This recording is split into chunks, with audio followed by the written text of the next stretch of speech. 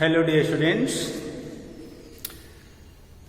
I am going to teach for class 11th narration. तो narration में मैंने आपको असर्टिव सेंटेंस और इंट्रोगेटिव सेंटेंस को पढ़ा दिया। इसकी वीडियो मैंने आपको सेंड की। असर्टिव की वीडियो और इंट्रोगेटिव हमने पढ़ा करके आपको जो है सेंड कर दिया। आज हमारा टॉपिक होगा नरेशन में imperative sentence. So what is imperative sentence? So the sentence which express surprise,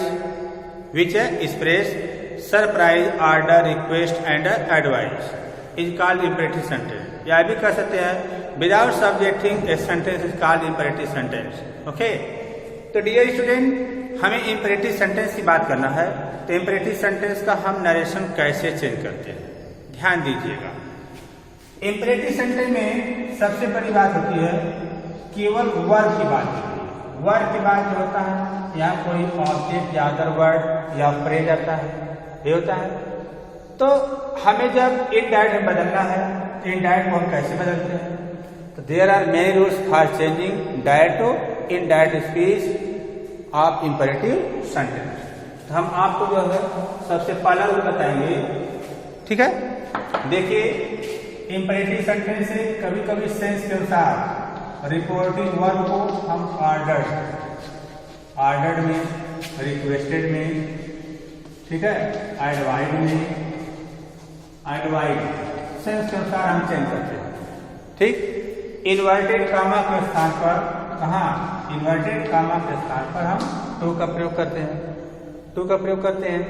शेष जो होता है हमारे रिपोर्टिव स्पीच का जो सेंटेंस होता है उन्हें ज्यों को त्यों हम लिख देते हैं। ओके, तो आइए हम आपको फर्स्ट रूल बताते हैं। सपोज दैट ये देखिए डायरेक्ट में रिपोर्टिंग वर्ब है। रिपोर्टिंग वर्ब के बाद कामा, इन्वर्टेड कामा आता है। यहाँ पर असर्टिव की बात है तो असर्टिव में देखिए केवल वर्ब है। वर्ब के बाद जो है कोई ऑब्जेक्ट आता है, फिर कॉमन कमा क्लोज। ऑब्जेक्ट मतलब कोई फ्रेज होगा। ऑब्जेक्ट कोई ऑब्जेक्ट ही नहीं होता है, क्योंकि ऑब्जेक्ट का कोई मतलब नहीं है। ऑब्जेक्ट जो होता है फ्रेज के अंतर्गत आता है। तो फ्रेज जानते हैं, नाउन फ्रेज, एडजेक्टिव फ्रेज और एडवर्ब फ्रेज, इसके अंतर्गत आएगा। तो जैसे जैसे आंसर में अर्थात इनडायरेक्ट बदलेंगे तो सब्जेक्ट लिखेंगे। अब वर्ब ऑब्जेक्ट हो या न हो, लेकिन वर्ब को सेंस के अनुसार कहाँ ऑर्डर, रिक्वेस्टेड, ठीक, एडवाइड। देखिए एडवाइड जो भी कहेगा सेंस के अनुसार हम इसे चेंज कर देंगे। ऑब्जेक्ट ऐसे भी सकते हैं, नहीं कोई बात नहीं। इन्वर्टेड कामा स्थान पे टू लगा करके शेष सेंटेंस को आप जो है उतार देंगे, ठीक है। जैसे मैंने कहा कि लिखा गया द टीचर सेड। गुरु ने कहा sit down and listen to me। बैठ जाओ और मेरी बात को सुनो। तो गुरु जी ने आदेश दिया, बैठ जाओ, लिसन टू मी, मेरी बात को सावधानी पूर्वक सुनो। तो ऑर्डर, अब ऑर्डर महसूस हो रहा है, सेंस बता रहा है ऑर्डर। तो जब हम आंसर बदलेंगे तो लिखेंगे क्या, द टीचर हो गया, वर्ब का बदलेंगे ऑर्डर। ऑब्जेक्ट क्या होगा, इन्वर्टेड कामा स्थान पे टू लगा बता लेंगे। To sit down and listen to. अब देखिए मी आई, मी कौन पर्सन है, फर्स्ट पर्सन। आई का ऑब्जेक्ट है, तो फर्स्ट पर्सन रिपोर्टिंग को सब्जेक्ट कैसा बदलता है, सब्जेक्ट द टीचर था, ही है, तो ही का ऑब्जेक्ट क्या होता है, हिम होता है, यहाँ हिम कर देंगे, ठीक है। और भी देखिए, और आपको हम सेंटेंस बता रहे हैं, तो सेंटेंस को क्लियरली आप समझने का प्रयास करिए। तो I believe that you will be able to understand of my proper word with carefully. तो first of all concentrate of your mind for understanding about every particle of the word, otherwise you will feel of your self very nervous. तो daily practice at your home and try to listen my video with carefully. Okay dear, ध्यान दीजिए। जैसे मैंने कहा कि I said, suppose that मैंने कहा I said to him, I said to him, मैंने उनसे कहा, कॉमा इन्होंने कहा, always walk on the road side, on the road side, हमेशा सड़क के किनारे टहला करो, ठीक है। अब हमें इसे इनडायरेक्ट में बदलना है, तो देखिए क्या कर सलाह दे रहा, हमेशा सड़क के किनारे टहला करो, तो लिखेंगे आई एडवाइड हिम, ठीक। इन्वर्टेड कॉमा स्थान पे टू, अब टू के बाद हमको वर्ब चाहिए, टू वॉक लिखे, नहीं तो ऑलवेज लिखे, गलत जाएगा, टू वॉक, इसके बाद लिखिए always walk, to walk always, कहाँ, ऑन द रोड साइड, ठीक है। तो ये हमारा जो होता है डायरेक्ट से इनडायरेक्ट बदलने का बहुत आसान नियम है, आप इसको समझेंगे तो कभी किसी प्रकार की कोई समस्या नहीं हो सकती है। सेकेंड में देखिए, यह है निगेटिव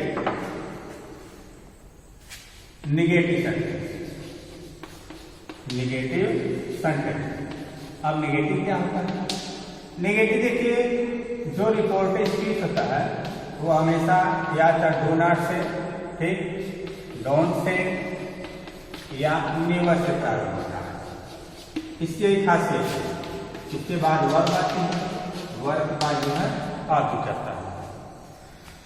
तो इंपेरेटिव सेंटेंस अगर नेगेटिव है तो नेगेटिव हमेशा किसे, डू नॉट से, नेवर से या डोंट से आरंभ होती है। तो डू नॉट को चाहे डोंट को ग्रामर भाषा में uncontracted short form negative sentence हम कहते हैं, ठीक है। देखिए इससे शुरू होता है, तो जब हम आंसर बनाएंगे तो कैसे बनाएंगे, ध्यान दीजिए, ये हमारा डायरेक्ट का स्ट्रक्चर है।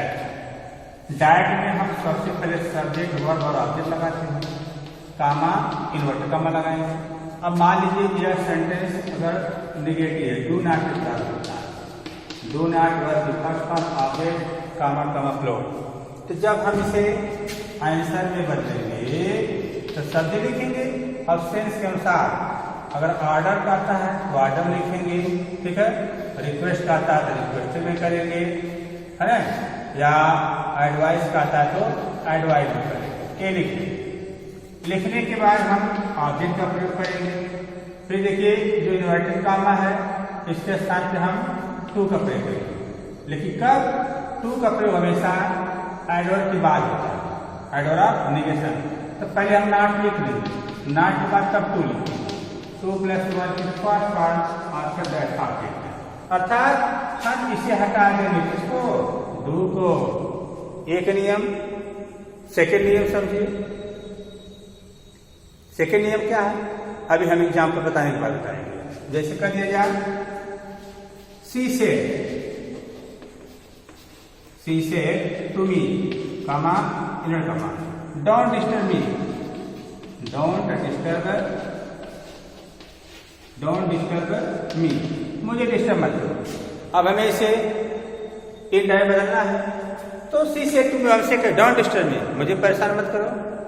ये तो आपको ऑर्डर भी लग रहा है और एडवाइस लग रहा है, दोनों भाषा है। हो सकता है सी हमसे छोटी हो तो ऑर्डर है, एडवाइस है, सी हमसे बड़ी हो तो ऑर्डर है, ओके। तो सेंस के अनुसार लिखेंगे। तो जब इसमें ध्यान दीजिए, लिखेंगे सी सेड टू के स्थान पे एडवाइस भी कर सकते हैं और आप ऑर्डर का भी प्रयोग कर सकते हैं। इसके बाद लिखेंगे ऑब्जेक्ट क्या है, मी।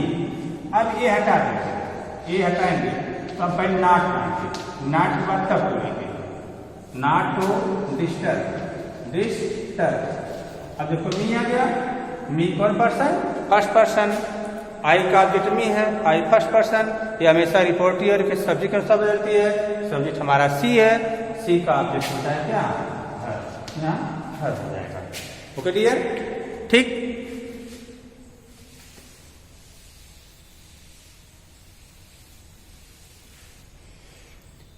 अब देखिए, मान लीजिए हमें सेंस समझ में नहीं आता है कि रिपोर्टेड स्पीच जो डू नॉट से प्रारंभ होता है वह हमको ऑर्डर दे रहा है, सलाह है कि एडवाइस है, प्रपोज है, सजेशन है। जैसे मान लीजिए हमको हिंदी नहीं उसकी आती है, या I am unable to know the meaning of the sentence, तो how can be change reported speech direct to indirect speech, what we have to do. तो first of all try to understand, I want to tell the best formula for changing from direct to indirect speech. Dear student listen to carefully. ये देखिए direct part, direct में भी आपने क्या लिखा था structure कि ये रिपोर्टिंग वर्क हो गई। रिपोर्टिंग स्पीच के बाद जो था आपने कहा डू नॉट से प्रारंभ होता है, डू नॉट के बाद वर्क की फर्स्ट फॉर्म आती है, फिर ऑब्जेक्ट कामा इन्वर्टेड कामा आता है। तो जब हम इसको इनडायरेक्ट में बदलेंगे आंसर, तो देखो हम शब्द लिखेंगे, इसी वर्क को बदल दो फॉरवेड में, फॉरवेड फॉरवेड बदलिए, फॉरवेड में बदलने के बाद अब आप ऑब्जेक्ट लिखेंगे, आदि हो गया। अब देखिए इन्वर्टेड कामा से लेकर के डू नॉट तक इन सारी चीजों को हम हटा देते हैं, यही फॉरवेड की खासियत है। अब आप चाहे ऑर्डर कहे, चाहे एडवाइस कहे, चाहे रिक्वेस्ट कहे, चाहे कुछ भी करता हो, लेकिन आप इनडायरेक्ट जब बदलेंगे तो रिपोर्टिंग वर्ब को फॉरवर्ड में चेंज कर देंगे। तो फॉरवर्ड हो गया ऑब्जेक्ट, इसके बाद बचा था verb is person after that object. ठीक है, देखिए एग्जाम्पल कैसे कर दिया जाए कि he said to me, he said to me comma inverted comma, don't tell lie, don't tell a lie, झूठ मत बोल, समझो। अब ये देखो उसे लग रहा है सलाह दे रहा है, लेकिन फॉरवर्ड से और आसान बदलना। हम जब इसको आंसर लिखेंगे इनडायरेक्ट में तो लिखेंगे ही सेड टू को बदले किसमें, फॉरवर्ड में, ही फॉरवर्ड ऑब्जेक्ट क्या है मी। अब यहां से यहां तक इसको हटा, डोंट हट गया तो बचा का इन्वर्टेड कामा स्थान पे टू का प्रयोग, वर्ब का बच्चा टेल एलाई। ओके डियर, जैसे कर दिया जाए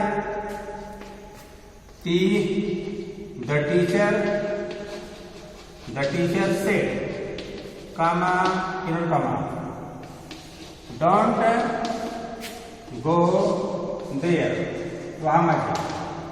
ओके, जब इसे हम आंसर बदलेंगे तो लिखेंगे क्या, द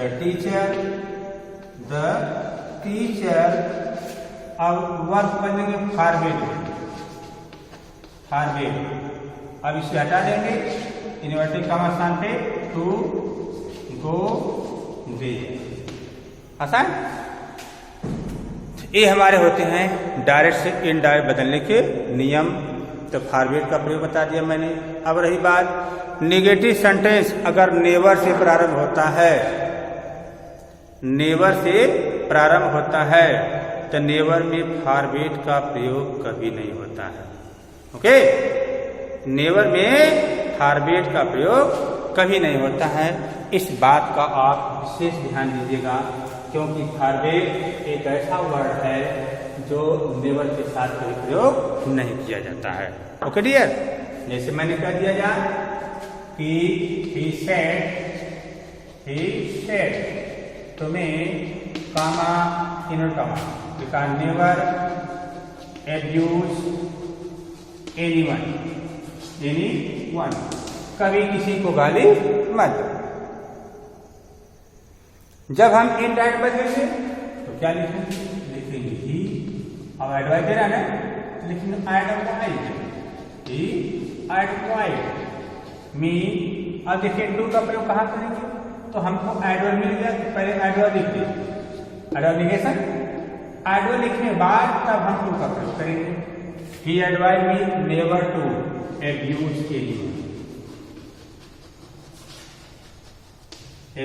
anyone।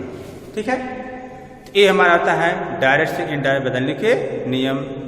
और एक आज एग्जाम्पल समझ लीजिए, जैसे कह दिया जाए कि she said comma comma never